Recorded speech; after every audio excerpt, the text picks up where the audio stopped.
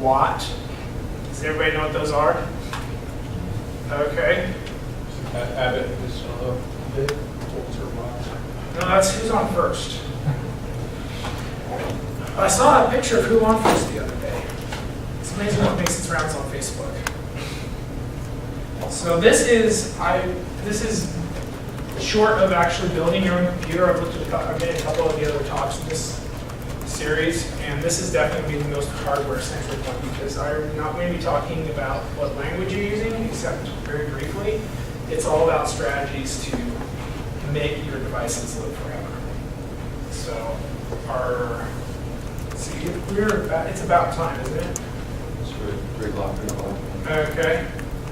So let's see, are we ready to roll?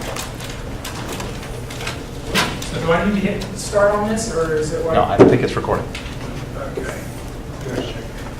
All right, it is. Good. So welcome everybody. I'm Chad Kidder. I am an electrical engineer. I do hardware. I do embedded systems. I'm a licensed professional engineer in the state of Texas. And I also consult at System Solutions. And my email address right there will be a lot more visible on when I put it in there because I thought I got rid of the blue. So, there's really three main topics in this talk. And this is,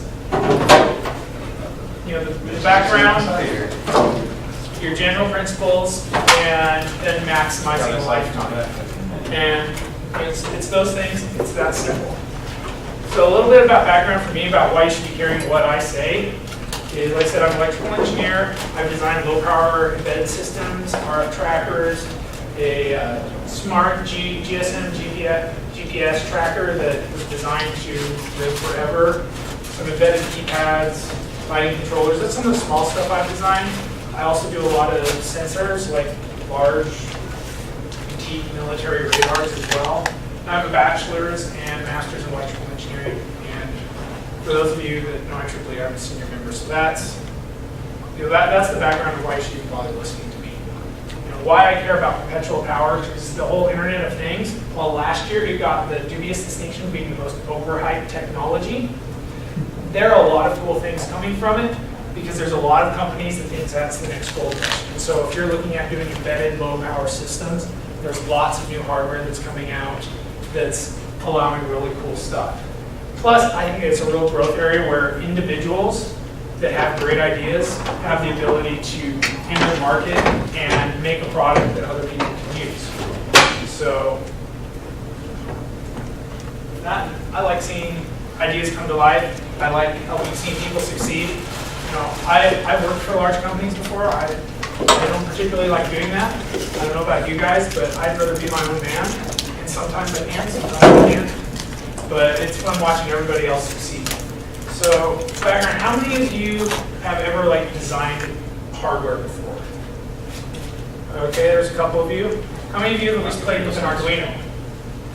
Okay, how many of you have played with an Arduino but not used their toolkit and actually written to memory registers? Okay, because that's about the level. If you really want to get low power, you're probably going to be using it in C. You may be using assembler for some of the functions that don't translate real well. But you're going to be writing into those memory registers because you need to know what's going on. So I'm glad that that's in there. So question for you guys, how many of you have something in mind you want to design? Okay, a couple of you? Good. How many of you think this is just going to be something cool? This is something cool that will help round you out? Or is it interesting? Okay, good. I am, hopefully you'll enjoy the next 45 minutes or so. So general considerations. This is the one equation in the entire presentation, but I had to throw an integral in there because that's how I roll. And basically what it says is that your starting energy plus the energy you bring in over time minus the energy that goes out has to be greater than the minimum energy you need to do something. And this talk is all about how to meet or exceed the requirements of this equation. So your stored energy, it could be a battery, it could be a supercap, it could be a fuel cell, it could be a generator. Yes, line power qualifies as E naught. It also qualifies in the integral as well. But those are, those are the things. When you design something, do you actually need to bring in power the whole time? Or for your design lifetime, can you just get a really nice battery and then you don't have to worry about, getting input power? Again, PM, you can do lighting, you can do solar, vibration, thermal gradient, RF energy harvesting. There's other, there's other methods as well. A lot of these, other than line power, you don't get a lot of power at once from these, and so you have to design your devices so that you do what you have to do, and you don't do what you don't have to do. Things you don't have to do on that, on your low power device, you do elsewhere. You do every watt, every milliwatt, every microwatt counts. Output power. I mean, because you're doing something, you're doing communications or computation, or it could be your standby or sleep power. Another one, and along with that, you could be doing nothing and still be sending power out because your battery leaks. You could have resistors that you're using to measure things, they still have power flowing through them. Or you could have an oscillator going because a lot of stuff, you have to have at least one oscillator going if it's going to wake up on its own at a particular time.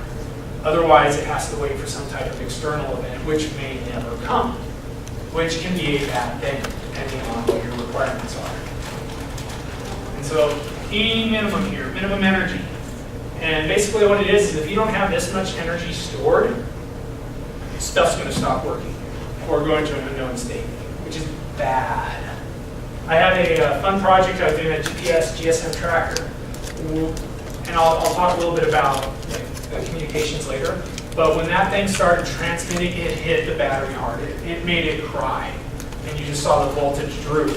But that chip was really sensitive, so if that voltage drooped below, I think it was 3 volts, it entered this weird unknown state, and the only way to get it out of that was to drop the voltage below like a volt, at which point everything in it would reset, and then you can bring it back up. But that was a killer because in this unknown, locked state, it was still drawing quite a bit of current, and it would have killed. If I didn't have something in there to work around that, to monitor that, it would have killed that. Just that device wouldn't have worked. Along with that, that was just one chip. When you do a low power device like this, you need to make sure that you don't have some unknown lockup state like that. You have to make sure that it can pull itself out of anything you give it. And so to do that, you make sure that you're always above this minimum amount of stored energy. So like I said, again, this whole talk is about satisfying this equation. So how to run forever, stay out of energy debt. Save a little energy for the metaphorical and literal rainy day. If you're doing solar, I have lived places before. When I was living in Oklahoma, I was working for the University of Oklahoma for a while, and we had a month where it rained every day. Okay, if I had a device that required solar, and it wasn't smart enough to say, hey, I'm just not getting that much juice, I need to just turn off for a few days or something, it would have been dead. It would have not gotten enough sun to do what it needed to do, and it could have ended up in one of these weird unknown states that it couldn't pull itself out of. And now we'll go to maximizing lifetime. So here we are, one of the biggest things is managing your expectations. What are you expecting the device to do? Even bigger, what is your customer? What does the end user expect that device to do? Is I can make you something that will always be connected to the network, and 2 milliseconds later, after something happens, you will know about it. And that is going to cost you a lot of power because I'm going to have to be on all the time, I'm going to have to be checking stuff every millisecond or every 2 milliseconds, and that costs power. Next one is maximizing your power sources. Read the fine print. I've done stuff with solar before. If you've got a nice bright day, you're pointing directly at the sun, you can get great power. If a cloud comes through, something shades it, or you get off kilter a bit, you're getting 1/10 of the power you expected. And now you go from being able to have juice to spare so you can do do all sorts of stuff to, okay, I'm on life support. And if that's, that's why you make sure you have some battery or super cap or something in there, so that you have that bank of energy to draw on. But you also make sure what you're doing is smart enough. The devices you make are smart enough that they can say, no, I'm going to hold off. This is not a critical task right now, so I'm just going to save this data, and I'm going to sit here and wait until I have more juice, and then I'm going to process it, because I don't have to do that right now. And so you really have to think through and have a good idea of how your device is going to operate.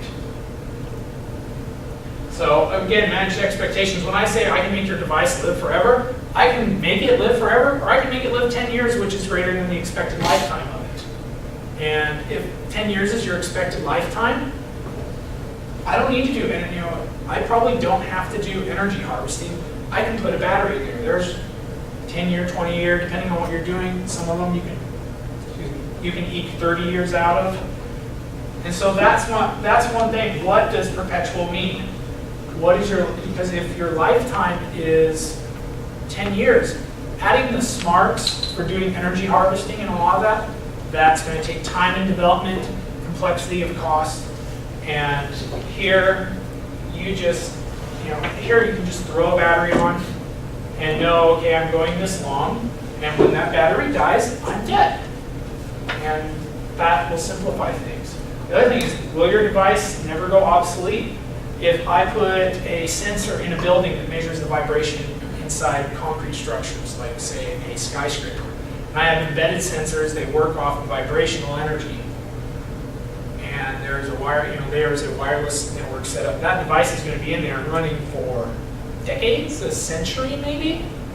Is it never? What is the lifetime of something like that? Are you going to have to do a software update at some point? I mean, the good thing is it's just a sensor. So even if somebody hacks it, that one sensor goes out. It's not like that hacking that sensor is going to all of a sudden trigger the building to fail. It might trigger a visit by the structural engineers if the sensor dies, but it's not life-threatening. So that's part of those expectations. Also, just using a battery is, like I said, a lot less complicated than doing energy harvesting. I just gave that example. Another part of manage expectations, how responsive does it need to be? I can measure stuff once every millisecond, but really, do I only need to measure it once a day at the same time, and then check what how it compares with the last couple of readings? Or how fast does something need to be responsive? The more responsive it is, the more time it has to spend awake. And again, if it receives information, how quickly does it react? Can I take readings? I need to take readings every 5 seconds, but I only have to transmit them once a day back home because we don't have to act that fast on them, but we need that type of temporal resolution. If I can gang up a bunch of those readings, then I can use less energy when I transmit because I don't have to deal with the same overhead of connecting and disconnecting from the network. Along with that, do I need all the data or just the processed results? We're going to talk about different communications methods a little later, but that is one of your biggest energy sinks in the device is communications, especially if you're using some type of, it's like a cellular network or even Wi-Fi. That it takes a lot of energy. So if you can process the data locally, it's not too complex. And then just send the results. That may save you a lot of power in the long run. An example would be, okay, I have a data series that I'm taking of sensor measurements. Now I need to do a filter and run a couple averages, and so I only need to transmit like 3 numbers instead of a few bytes of data instead of a couple kilobytes. That it may be worth it processing it there on that device. That could save you later. Also, do I really need to connect from anywhere? That cellular radio, like I said, it can be biggest draw of power, both peak power and average power in your device, by easily an order of magnitude. Some devices 2 orders of magnitude if you have to have it. So, yes.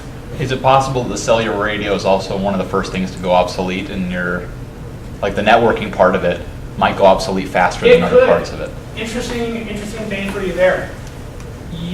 AT&T will not allow you to certify a 2G GSM modem on their network anymore. They are obsoleting their 2G network. 2G modems don't draw as much energy. T-Mobile's actually taken that as a competitive advantage, and they've said we're keeping our 2G network around. So there are people that are moving to T-Mobile because they have devices that are deployed that are on 2G radios. And T-Mobile said, we will keep this around. Because, again, consumers, your devices, you replace it every couple of years. In commercial, industrial applications, that device may be around forever. People still use the 8052 microprocessor. It is older than I am, but it is used in new designs all the time because people know it and are comfortable with it. Along with that, so, what type of network do you have? There was a talk earlier about MQTT as a networking protocol. It's lighter than HTTP or some of these others. For some of your embedded devices, that is still too heavy on an order of magnitude. Because I have to connect to the network. I have to, a lot of these things, you need a very light protocol to transmit that data because you don't get much power. And you have to make the best use of it everywhere. And you may only need to transmit 10 feet, 100 feet. You may not need to go that far. So it's easy to throw, like a Wi-Fi shield or a cellular modem on a device and call it good. You'll connect. But is that really what you need? What does the product require? That is one of the biggest ways to save power is making sure that how you're transmitting it makes sense. Kind of like on the downside, if I have to leave my receive radio on all the time to wait for some type of incoming message, that's a lot of power. If you can only turn it on once an hour or once a day or something, you just save a ton of power on average power on your device. So now we're talking about maximizing power sources. I said, can use a primary battery or not a rechargeable, because that will, again, it'll simplify your device, and you can usually get better energy density and less leakage out of it. The other thing is, do you have enough storage in your device, whether it's capacitors, supercapacitors, rechargeable batteries, or if you're talking about something bigger, some type of fuel cell. But do you have enough energy storage there to save the power you've harvested? Because, you can oversize yourself. You can oversize your solar cells so that you make sure you're getting the energy you need. But if you don't have some way to store that, and all of a sudden you have days of rainy day, you'll run out of energy real quick because you only have so much space to store it. So that's another consideration.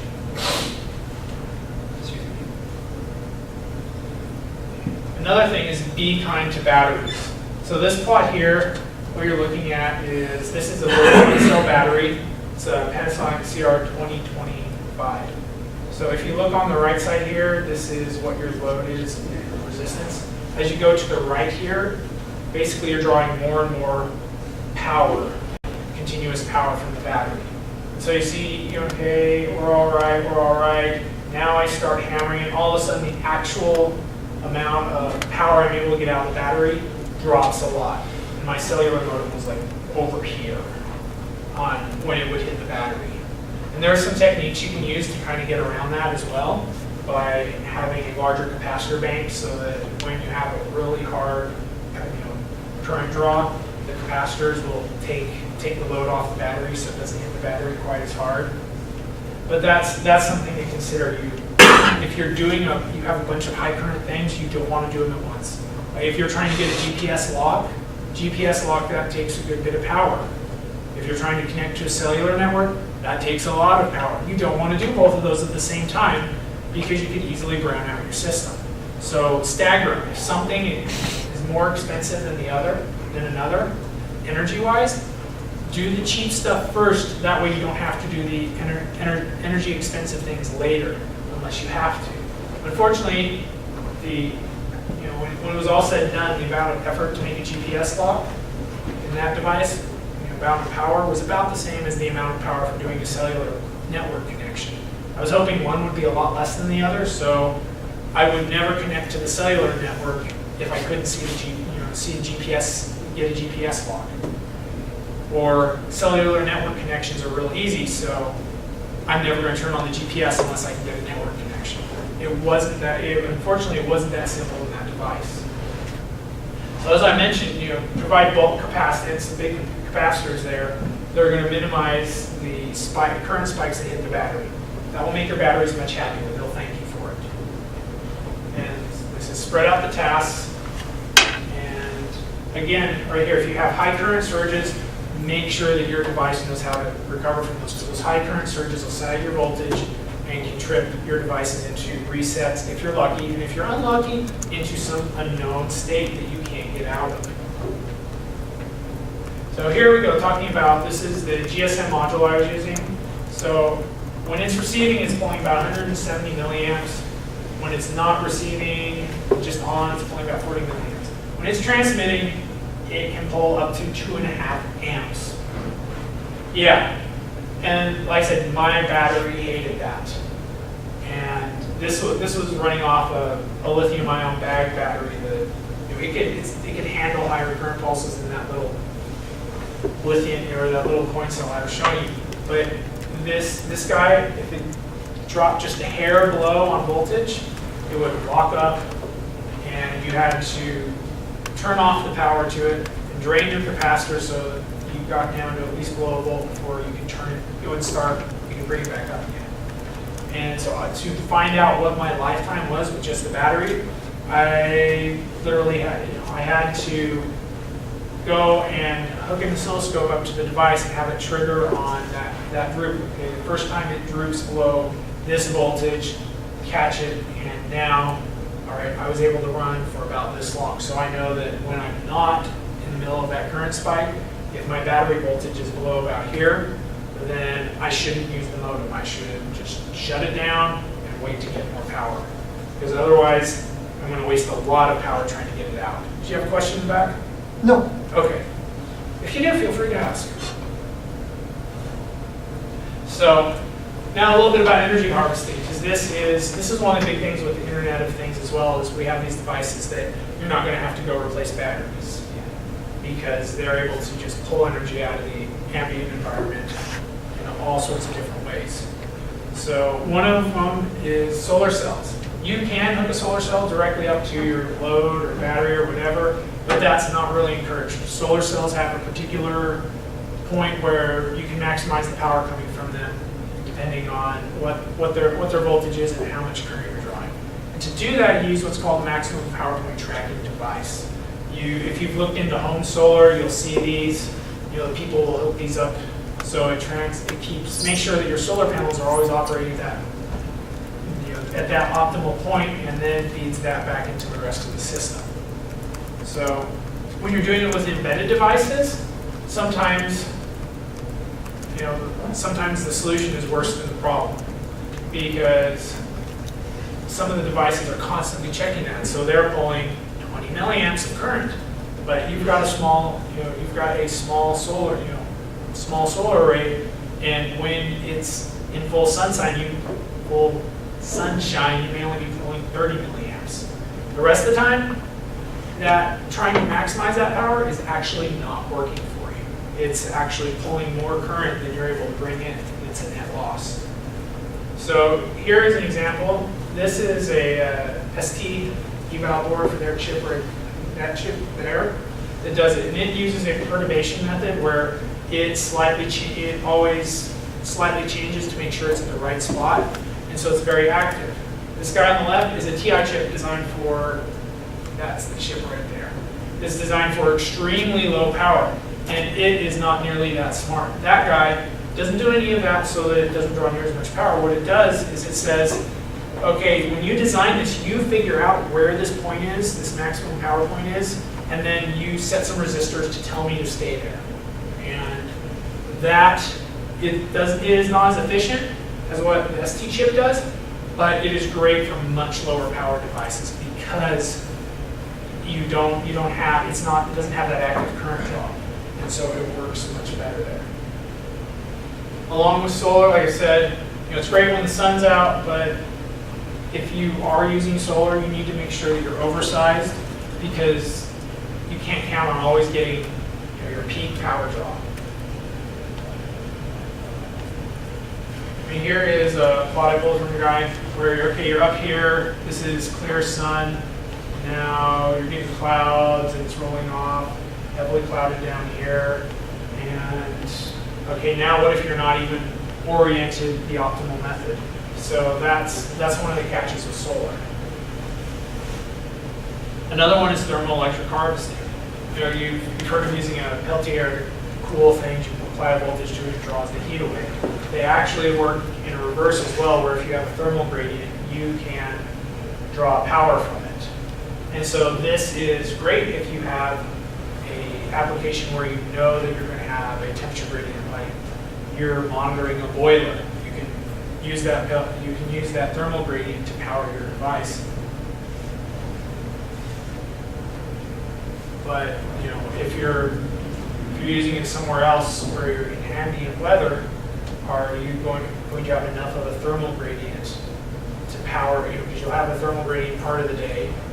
A little later in the day, that thermal gradient may reverse, and this is a one direction. If you reverse it, you're not going to get power from it. So you have two of these. What do you do? There's a few gotchas there. Another one is inductive energy harvesting, which is kind of along the lines of RF. But you're pulling this. If you're right next to like 60 hertz power, or it's good for being really close to something and pulling power from those magnetic fields. It's not good for longer distances. But that's another option you have. If you know that you're going to be near some place where, say, you have line power, but you can't actually connect to it, this is a possibility. Electric motors also generate lots of magnetic fields. So there's something else for you to suck your teeth into.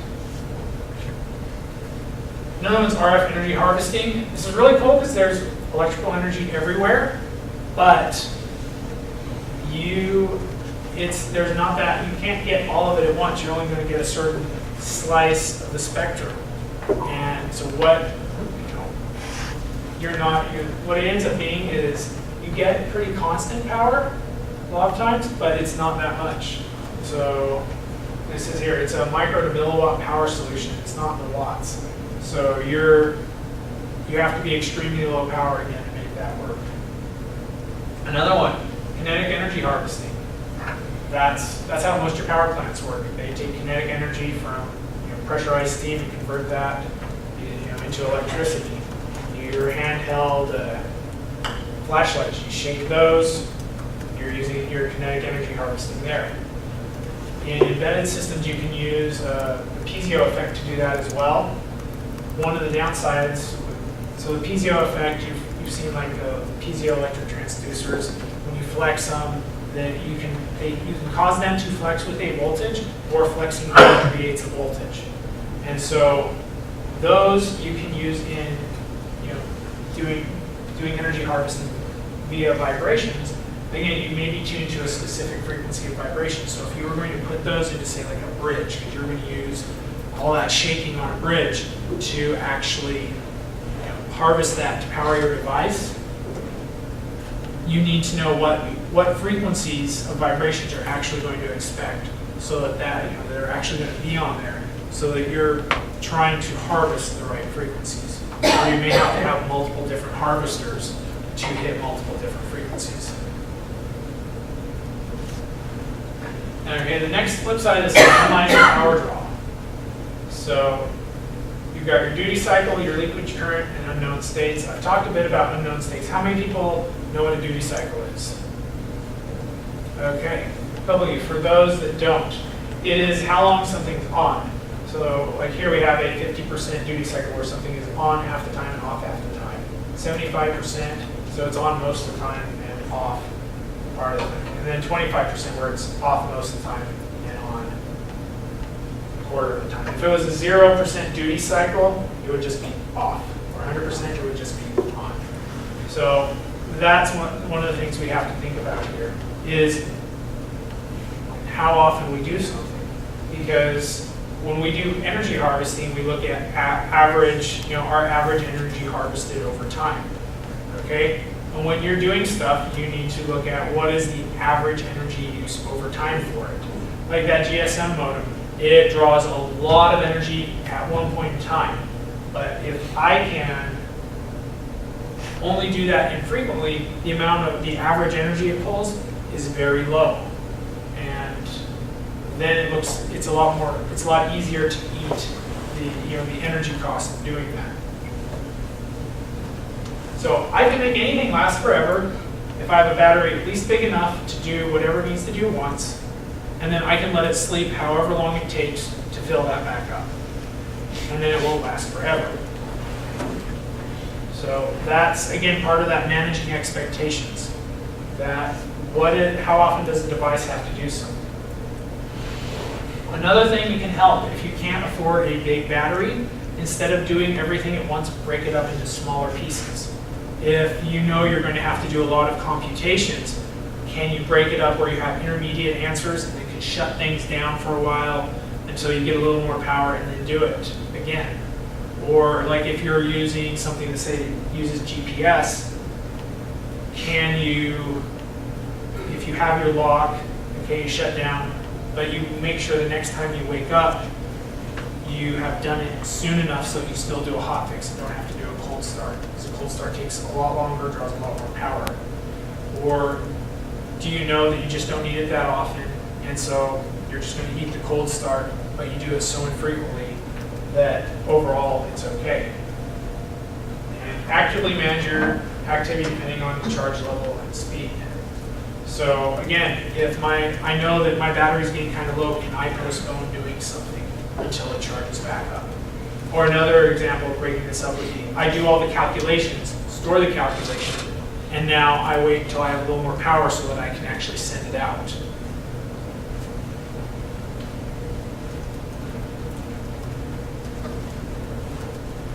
So along those lines, I mentioned earlier, add intelligence to the sensors.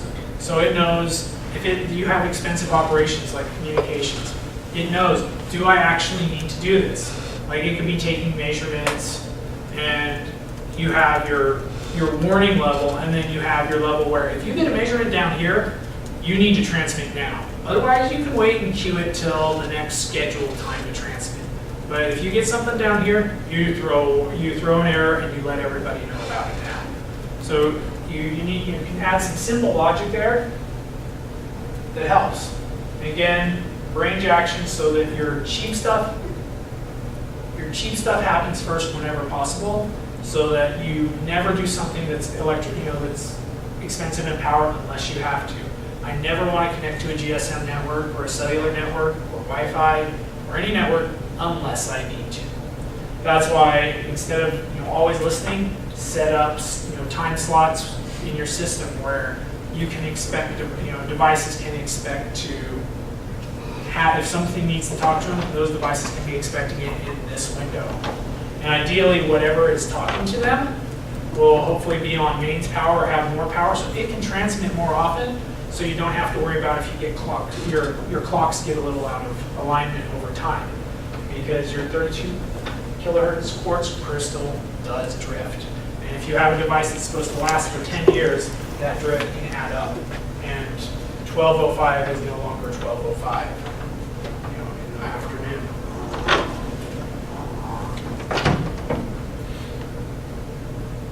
So I kind of already hit on this one with expensive actions. Only transmit the data you need. Like I said, GSM networks are expensive. So if I can pre-process that data to cut the amount I'm transmitting, that's great. Or if I can wait and send a bunch of data at once, that is great because all those connecting to the network and disconnecting to the network cost money. Unless you think, oh, I don't have to worry about disconnecting to the network, I'll just shut down, you won't get your devices certified if they are not, if they do not gracefully shut down off the network. Because, well, they're picky like that. They like you to be more mannered and well behaved.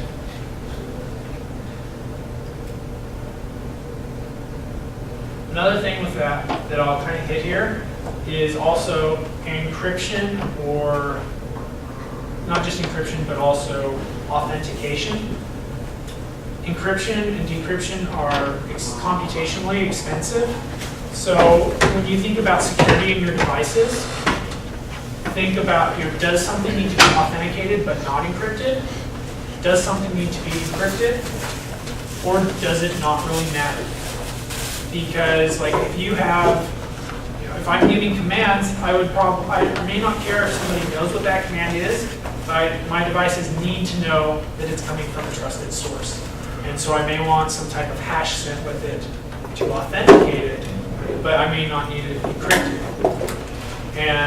Or it may be, a good case of that would be if I'm trying to do like an over-the-air firmware update. If just anybody can say, hey, try this new firmware, it tastes great. That's a bad thing. And so you need some type of, some method to verify that. And that may be, computationally expensive, but it's necessary. And hopefully people just aren't out all the time trying to cause your devices to fail by trying to give you a firmware update. But those are some of the things to think about. If there are building sensors that are measuring vibrations over time, does it really matter if anybody else sees what that data is? My guess would be probably not, but I'm not a civil engineer. But so I'm not going to worry about encrypting that. But do I want some type of authentication with that verifies that this is good data, so I can't go war driving downtown Salt Lake and all of a sudden freaking out all the civil engineers because their buildings say they're going to collapse? Quite possibly. So, a couple of thoughts there. Now, leakage current, our common foe. When I say leakage current, this is the current drawn, the power used by devices when they're off or not doing anything useful. And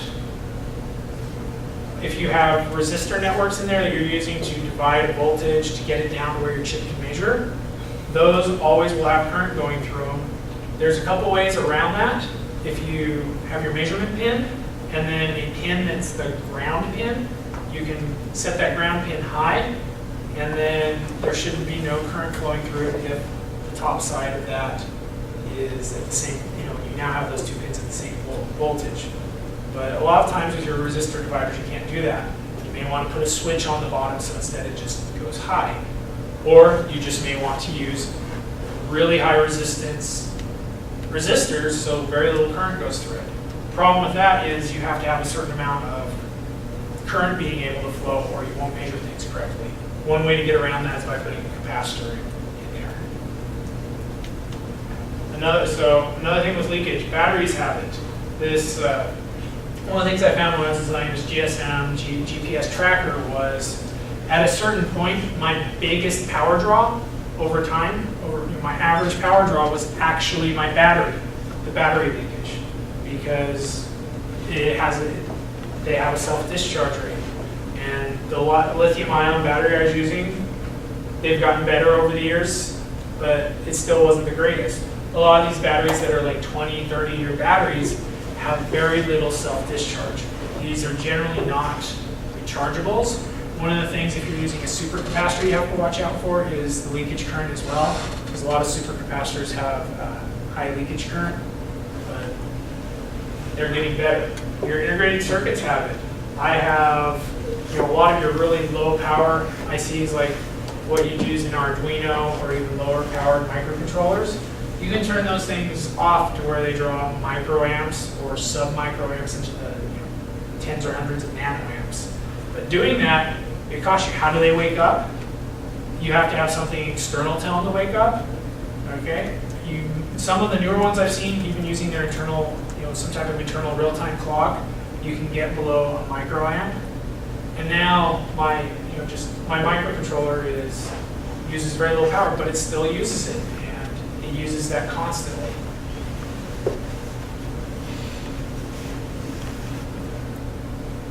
So one thing with that last point there, if you're doing a really low duty cycle application, you may find that most of your average power use is actually that battery self-discharge. And so is there something you can design in that's going to help mitigate that? Those are some of the things you look at there. With batteries, your leakage current, generally it's like percent of battery charge per month. There's a couple other ways to list it, but that's one of the ways you'll see. Another thing, that leakage rises as your temperature increases. Another interesting thing with batteries, though, generally, as your temperature increases, they will allow you to draw more current. Where, like a lot of times, your car is too cold, it doesn't want to start. When it's really cold, or those batteries are really cold, it's harder for them to release their energy. So that's something I ran into with another device when I was doing a small RF transmitter, used a coin cell.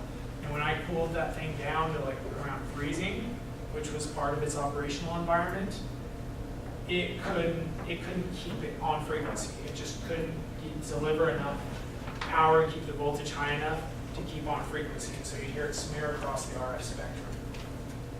And another thing, pay attention, because like lithium polymer batteries, a lot of these bag batteries that you see used, depending on the quality of the ones you get, that self-discharge rate can vary a lot. Some of your other energy sources may become energy sinks. Your solar panels, if there's no light at all, they can start drawing some current. Your piezo transistors, you can apply, have a voltage applied to vibrate those. Or Peltiers, you can apply a voltage and they move heat backwards.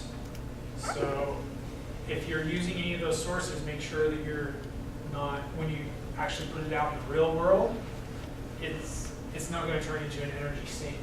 And you can do that with diodes or switches. And there's several different ways to do it. The other thing is with your microcontrollers, a lot of those, because they're really designed for this low power Internet of Things, they've got a lot of different sleep modes where you can turn off different parts, turn off different oscillators if you're not using them, all the way to turning it off so that you have to have an external trigger turn it back on.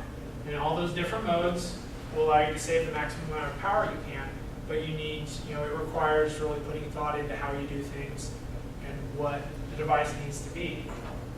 And again, turn off all the clocks you can, because those clocks do hold a lot of energy because they are changing their voltage.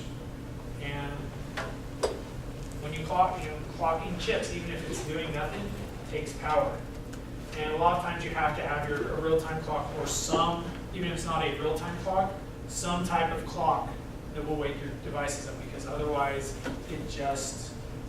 it may never wake up if you don't get an external trigger you're expecting.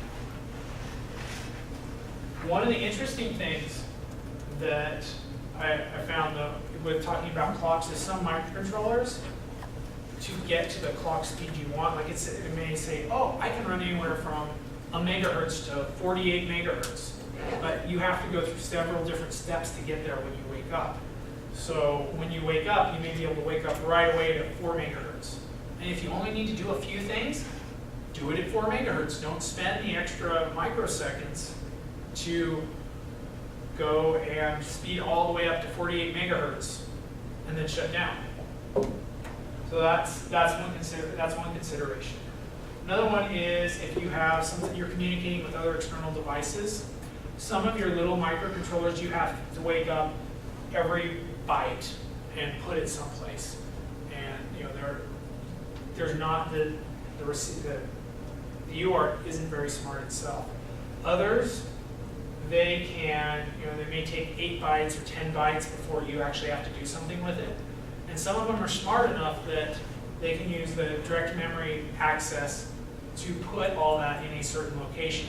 And so you only have to wake up the main core of the chip, which is what takes most of the energy, once you have 100 bytes or you've had some type of timeout. And so some of those peripherals that you've got on the chip, if there's a little bit of smarts, yeah, it may make the chip cost a little more because there's a little more logic there, but it can save you in power. Again, like the analog to digital converter, if I have something I'm trying to measure in time series every millisecond, if I have to wake up every millisecond to do something with that reading, I've got to wake up every millisecond. But if the chip's smart enough, so you can program it to say, take a measurement every millisecond and put 50 measurements in this chunk of memory, and then wake me up once you've done that. Now you're only having to wake up every 50 milliseconds, and so you can save a lot of power that way as well. Along with that, there's lots of different microcontrollers out there. There's lots of companies that make different ones. Personally, if you're just getting into it now, unless you know you need some of the smaller like 8-bit or 16-bit architectures, I would suggest looking into the ARM Cortex series of microcontrollers. The reason why is that ARM doesn't actually make any of their own; they license that core, and so you have 20 plus companies that all use the ARM Cortex architecture at differing sizes of processors, and the main difference there is what hardware instructions it has or doesn't have. But it's the same common core, and so if you're dealing with interrupts, you don't have to learn a new architecture there. It's all about how that particular company implemented the peripherals around it. And so if you need to, it allows you greater mobility to move amongst architectures. I mean, I've programmed with PICs, I've programmed with TI-MSP 430s, and I even did a little bit on the 8051 processors that are, like I said, are older than I am. And all of those, they all have their benefits, all of them have some of their strengths. And so, do a robust design. Once you know what you need, then you can go and say, okay, which chip is best going to match this? And you have a lot of your distributors like Avnet or Future Electronics or Arrow. They have application experts that are, that you can say, okay, these are my needs, and they rep most of, each of them will rep most of these companies, and they say, well, this one will probably work best for you. And I know a lot of the other more talks are more designed towards software, like, well, find whichever device has the library you need or has the support to go with that. When you're doing low power embedded like this, your power is your main concern, and so if you have to port that library, you just need it to do that. But it's what can give you the best bang for the buck, because PIC will tell you I'm the lowest power, TI will tell you I'm the lowest power, Silicon Labs will tell you I'm the lowest power, and you know what? I'm sure I can measure them in different ways where you're all the lowest power. But which one's right for you? That's the trade-off there. Along with that, it's not just your microcontroller you have to worry about. Your switches. Do you have a lot? Or diodes? What other lossy things do you have in your system? Your clientele, can they afford the best products and the best best products, or do you design down a little bit to meet what your price point is? There's some give there. Another thing with other ICs, a little humorous story. I had a radar system I was working on, and each of the devices had a EEPROM on it that would, so when it plugged into the system, the main processor would query it and say, okay, what are you? Oh, I'm at this. Okay. With the idea being this stuff should be self-configurable. And that worked real well. And one day we decided, okay, we don't want this thing transmitting by default. We want it to be off because, well, we don't want to irradiate everybody. So we set it so the default was it's off. Well, one of the problems when we designed it we didn't catch was that this EEPROM, okay, now all of a sudden it doesn't have a voltage applied to run it. So this EEPROM was trying to power itself through the I2C bus. And now it's trying to power itself through this bus that has some pretty stiff pull-up resistors. And so it was sagging the bus voltage and locking the bus, so nobody could communicate over it because all the signals basically went low. Now, that was a fun one to debug. And so we made sure we didn't do that on the next rev of the design. It had its own rail that was always on. But you have to look at all those different paths. So how are we doing here? Oh, I am at time. So we're almost done. So I talked about resistor dividers a bit. Again, with op amps or analog to digital converters, they have to have a certain amount of current to pull, otherwise the readings get wonky. If you put a capacitor across one of your resistors on that resistor divider, it can give that surge current to help it read while still keeping the average current flowing through that resistor divider low. There's a pro tip for you. Unknown states we've talked about, they're bad. Torture test your devices to make sure you don't have it. Another thing along the lines is you can have the voltage supervisor chips that are designed to handle just that, where if you hit a brownout or an unknown state, it will go trigger your reset pins on stuff that matters so that to make sure that things get reset. I think I talked about that one. Talk about that a bit. This one was fun because this is an RF transmitter. If you have, if you're on a ham radio band, you have to ID every 10 minutes. Well, to ID, that took like 100 more times the energy than what our normal transmission would do, and that could brown out, or did brown out that particular device. And then if it wakes up, it says, "Oh, I'm on the air. I need to identify first thing." It gets in this constant loop where it just browns itself out and just grinds itself into the ground, and then what you're tracking gets away. That was bad. So we need, you need to build that in. A lot of chips have a brownout, or where when it powers up, you can check to say, did I brown out, or am I, just coming up fresh? And so in conclusion, know what you need, know what you want, but know what you need, because if you can get what you need, not necessarily what you want, you have a lot better chance of living forever. Don't waste your power, and make sure you torture test your device over temperature and over voltages and a bunch of different conditions to make sure it's actually going to work the way you think it will. Because a sunny day and 100 degrees in Phoenix is a lot different than a sunny day and -20 in Montana. And with that, you got any questions there? You guys are quiet, so hopefully that means we're enjoying it. Yes? The last thing you mentioned, you said the ham transmission was using more power than transmitting.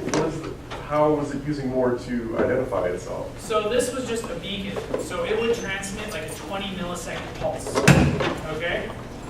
To transmit a Morse code CW call sign, there is a specific speed at which you can do 20 words per minute. To do that, instead of taking 20 milliseconds, it was taking a couple seconds. And that battery was getting hammered so hard that it just rolled over and played dead. So your actual transmissions were shorter than it took to identify? Yes. So and so every time it tried to do that, once it got to a certain point, it would reset, try to do it, and reset, and just kill itself. Well, nothing else. Thank you all very much.